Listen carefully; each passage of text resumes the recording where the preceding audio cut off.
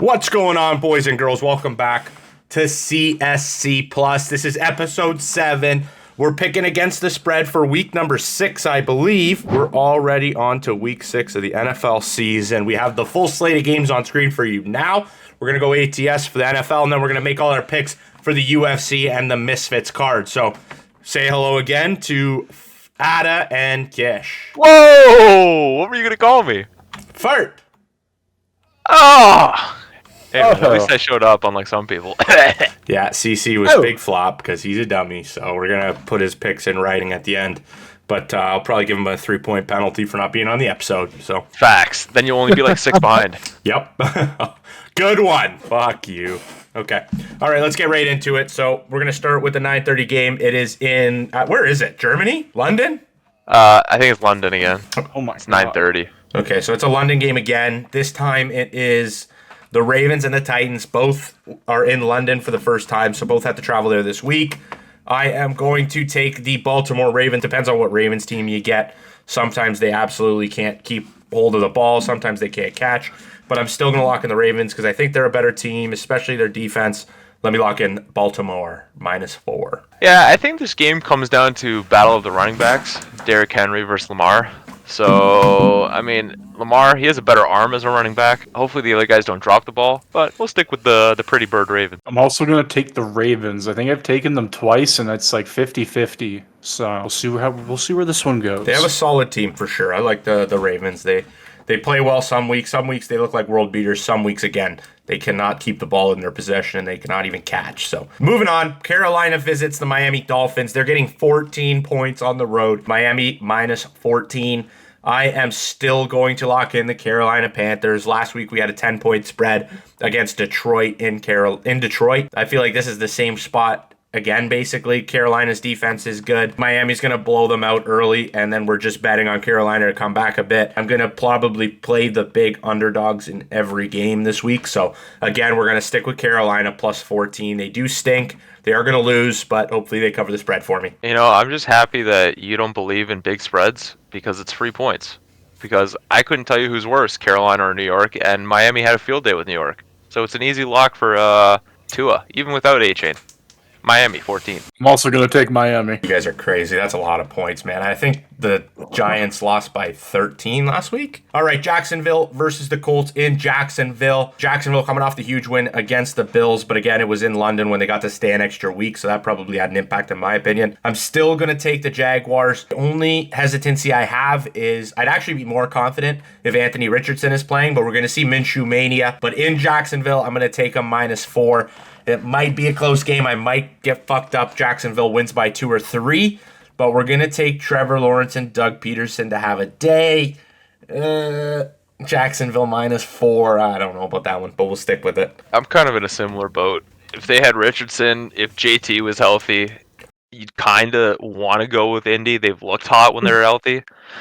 But Jacksonville got a groove last week in London. They are coming back. Might be a little different, but I don't know. I think they're finding their flow, so we go Jacksonville. My biggest thing being is that like they're coming back from the UK, so I'll just go with the opposite for the fun of it, and we'll go with the Colts. All right, we move to Chicago versus Minnesota. Minnesota is giving up 3 points. Chicago is a home underdog, +3. I'm going to go with Kirk Cousins. This is another tough one. If Justin Jettis is playing, you take the Vikings. He's not playing. Kirk Cousins, is he reliable without him? That's tough for me to say. He's going against Justin Fields, who looked good against the Commanders last week. You know what? I'm actually going to go with the Chicago Bears +3 at home. I know they kind of sucked the first couple weeks. Might be a little bit recency bias, but I think Justin Jefferson is a big loss to this offense. I'm going to take the Bears +3. You know, I'd love to see the Bears lose. Without Justin Jefferson, the Vikings, they are the definition of subpar offense. Their defense, trash. Justin Fields loves Hail Marying to DJ Moore. I don't know if you heard, DJ Moore just got a touchdown. We're going to stick with the Bears, +3. Well, I don't like either team, to be completely honest with you. And I don't like the Vikings even more.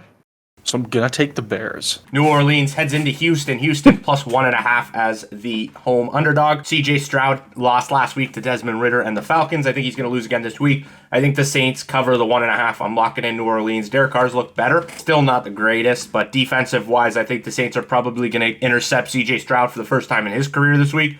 I'm going with the Saints minus 1.5. Well, when a horse can't run, you put him down. But that boy CJ Stroud, he's running, and that's why we rocking with the Texans. Fuck. I guess I'll go with the Saints on this one. Forward. All right, Seahawks versus Bengals. Bengals return to form. Jamar Chase called out Joe Burrow in week 4. Week 5, they look great.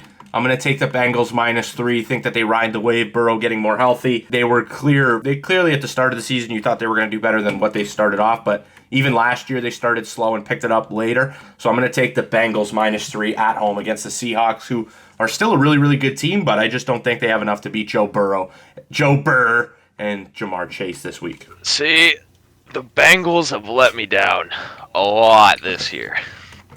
You won on them last week. But that was the only week that they looked good to me. And it's tough. Bengals having home, I think it's going to be a big advantage. Their defense, that was their only week that they've showed up. Jamar finally showed up, even though he has been there, just apparently not getting the ball and fucking wah-wah. I think we got to lead with those boo birds. Let's go. Call me Team 12. Seahawks. I'm going to have to agree with Adam on this one. Bengals have been absolute dog ass. And, I'll agree with JFT. Probably get better as the season goes on. But at the moment, not very good. Side comment, I think Tariq Woolen is going to do enough to hold Jamar in check. And without Jamar, the Bengals, they just can't move the ball. Capital WHO. Who? All right, moving on. San Francisco going into Cleveland, the dog pound. Dog pound is getting 9.5 points as a home underdog. That's madness, but it's for good reason. I'm taking Brock Purdy and the 49ers, who have been in impeccable form. Purdy's going to improve his undefeated record, and they're going to take him out by more than 10 points, in my opinion. You just look at the Niners. They've had weeks where they didn't have Ayuk. They've had weeks where they haven't had Debo. Everybody else is still there, and without either of them, still undefeated, still rolling. Beat Dallas, who everybody's saying was the top team this year. You got to roll Niners. Best team in football right now. Yeah, let's go with the hat trick. I'll go with the Niners as well. Yeah, that one seems to be, you got to ride the hot hand and Purdy. That's a pretty easy one, I feel like, to be honest with you. Purdy's the hottest in the NFL right now by far. So good picks there. Sweep the board on the 49ers. All right. Washington visits the Atlanta Falcons. Again, Desmond Ridder picked up a big win against CJ Stroud and the Texans last week. Washington Commanders had a brutal Thursday game. I think Washington gets back to form here, though. I think it was just a bad, short week for them. I'm going to take Washington on the road plus 2.5. I could get bit here, but I still think Washington, their peaks are higher than the Falcons, in my opinion. And I think they've had a lot of time to game plan, and they're going to come out very angry. Give me the Washington Commanders plus 2.5. See, this is a lot closer than people think. I really like Sam Howell. The stats don't show it per se, but he has been a dog. The receivers, I don't think they're helping him out much. The running backs, I don't think they're helping him out much. They got a good front seven. And then the Falcons last game, second half, they looked how you'd expect. Kyle Pitts did something. Drake London did something. I think I go with the more sure one. I'm gonna go Falcons. I mean, statistics-wise, both very close. I think maybe Sam a little more. Sam Howell, he has more yards. Yeah, I was gonna say give Ridder his due. I'm just gonna do We'll go with the Falcons as well. Fuck it, why not? I gotta say, Ritter's not getting a lot of love, but man, he's played good. He's gotten 190 in a couple of games in a row. Passing yards wise, he's playing good. I gotta give him credit. But again, Washington, they got fucking embarrassed against the Bears. I think they're gonna come out. They're gonna come out as hard as they can, and you're getting points. So that's where I'm riding with Washington. You can say Ridder has been okay, but then when you compare him to Sam Howell, who's had a game over 300, 2 games close to 300 yards passing, you gotta give Howell the edge. Yeah, Howell's a good quarterback. Yeah, fair enough. All right. The Patriots, back-to-back 30-point losing weeks. They're getting absolutely smoked by everybody right now.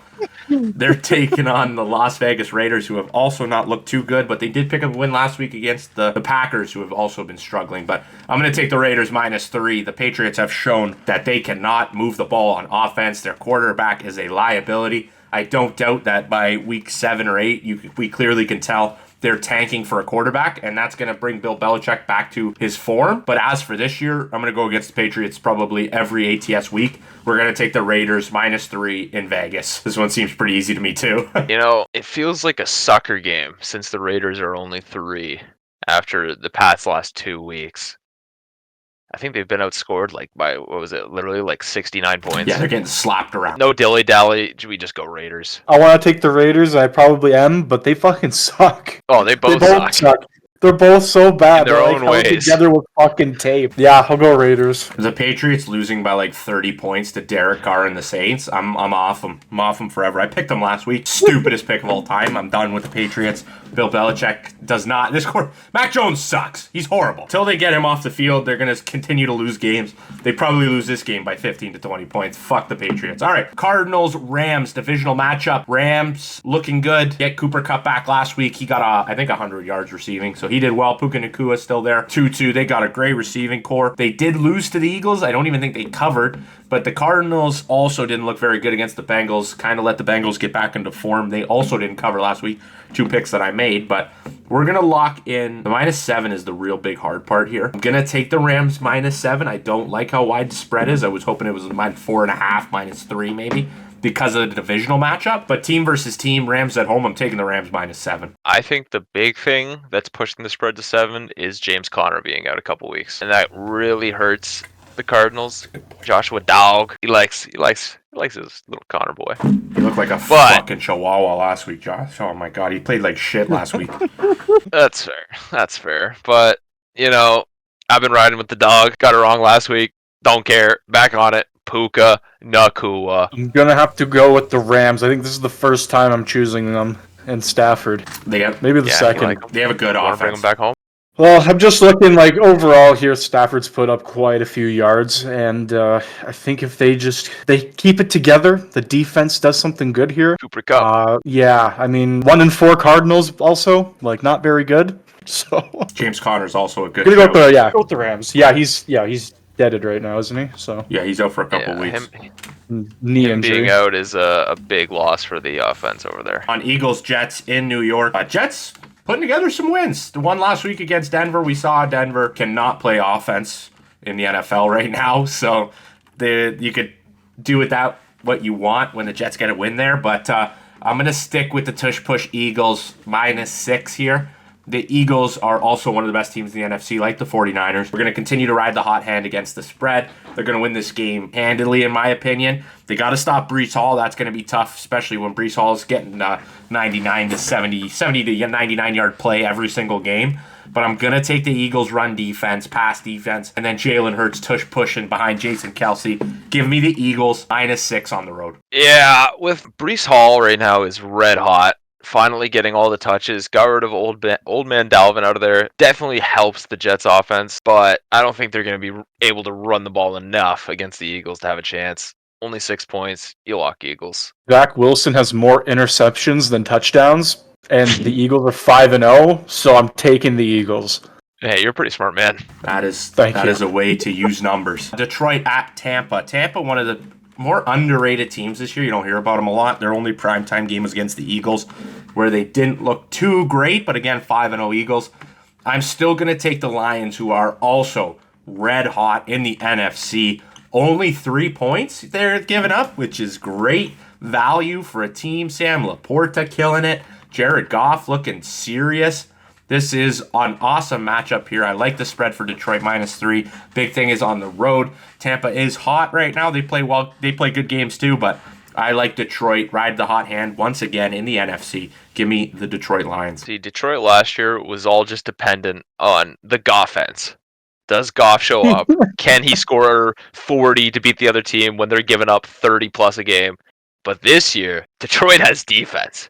Baker, he's definitely proved the Browns that they just made one of the most bonehead moves, bringing in Deshaun, dumping him for nothing. But I don't think Tampa has enough. We rock Lions. I gotta say, baked weed field isn't it, boys. I gotta go with my Lions. Fair. All right, Buffalo traveling to the Giants on Sunday Night Football. No Daniel Jones. Bills by 40. Give me the Bills. Damn. You don't expect that from Mr. I don't like big spreads.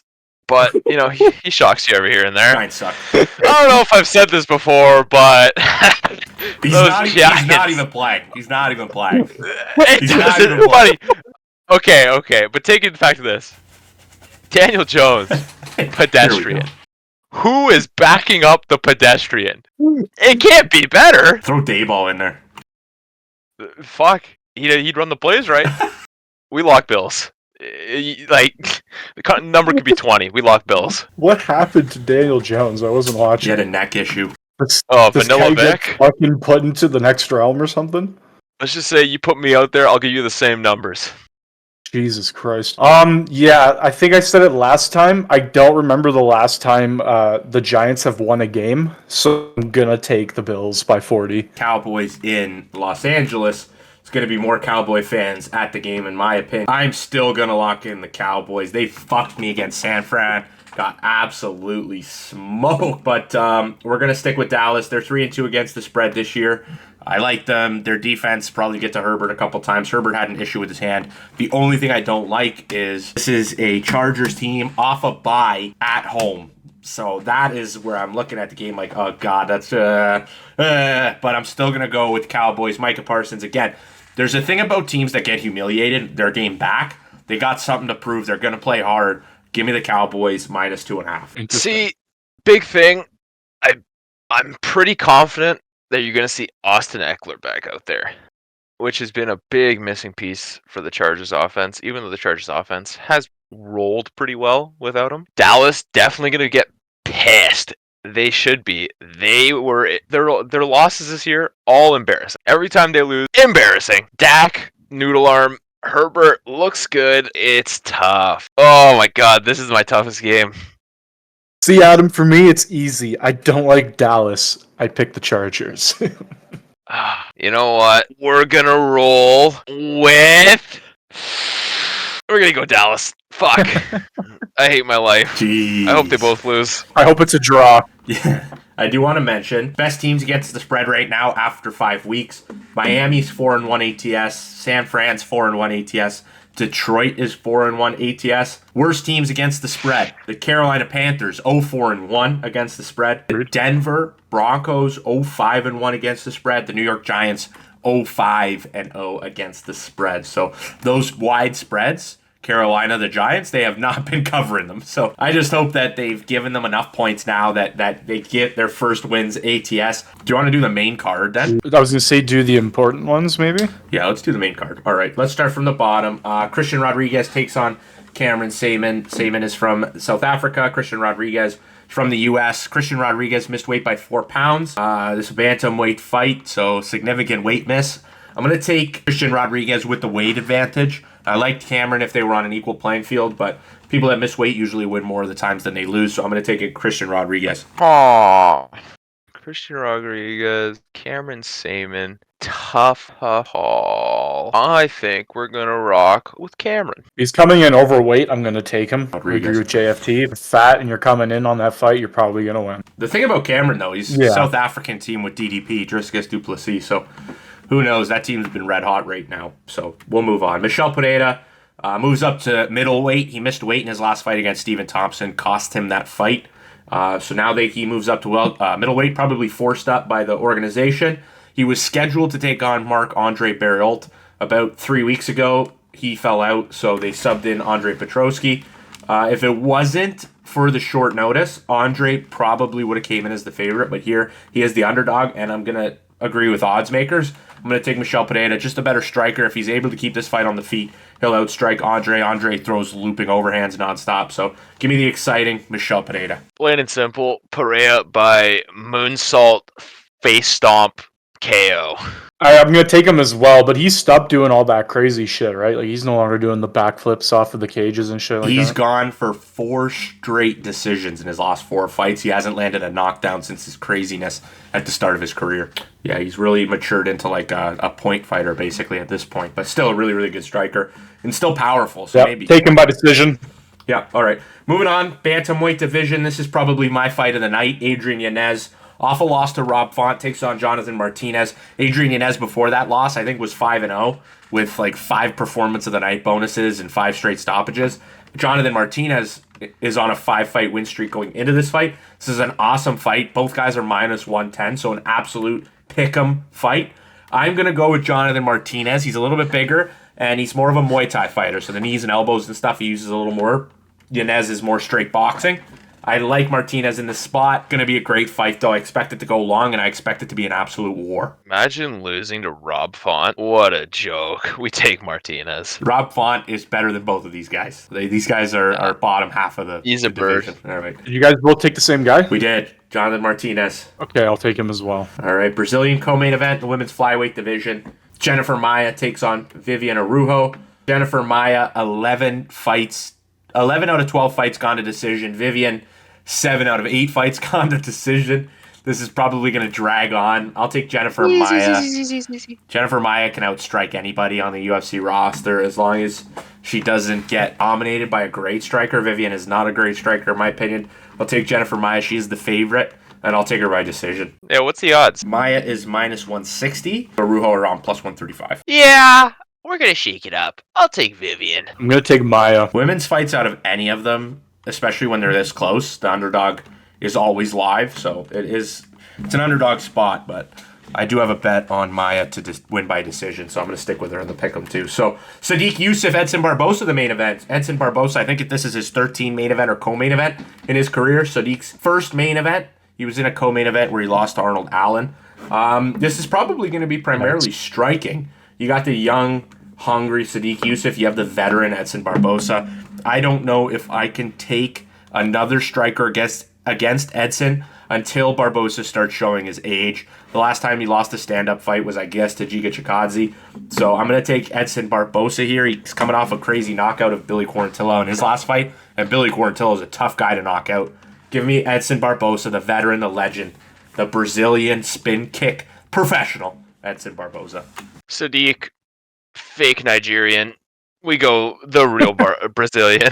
Edson, kick him in the head. Well, yeah, the real thing is Edson is a veteran, and this guy has put some fucking people down in his days. And if this is Sodiq's first main event, 5 rounds, he's probably going to be tired, at least by the end of the third, beginning fourth. Yeah, take Barboza. All right, so that wraps up the UFC main card. Thank you guys so much for watching. If you enjoyed this episode of CSC Plus, make sure you hit that like button, subscribe to the channel. We'll see you guys next Saturday. Hope you guys have a great weekend. Enjoy the day. Peace out.